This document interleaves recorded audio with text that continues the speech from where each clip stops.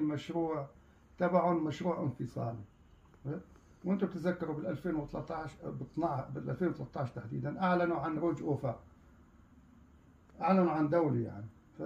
وانا حاورتهم وحاولت معهم وحاولنا كثيرا جدا. هؤلاء الجماعه لا يمكن التفاهم معهم ابدا، لا يمكن التفاهم معهم على ارضي وطني.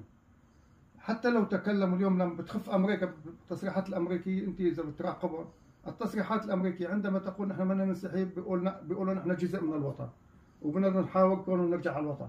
ولكن الامريكي لما تقول ما بدنا نسحب قواتنا ونحن بدنا قواعد، بتلاقي علوا اللهجه، نحن بدنا فيدرالي وبدنا نحن ارضنا.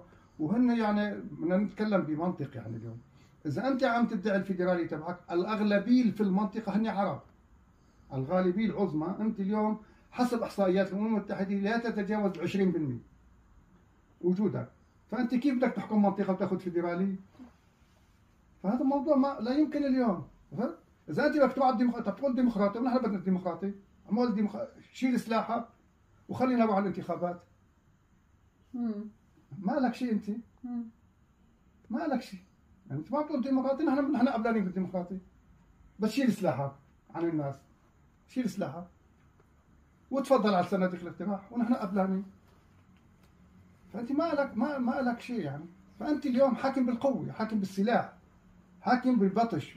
ارتكب الجزائر يعني مجازر كثير ارتكب، كثير فظائع ارتكب مثل النظام، لانه هو بالاساس اوجران اللي اوجدوا النظام حافظ الاسد.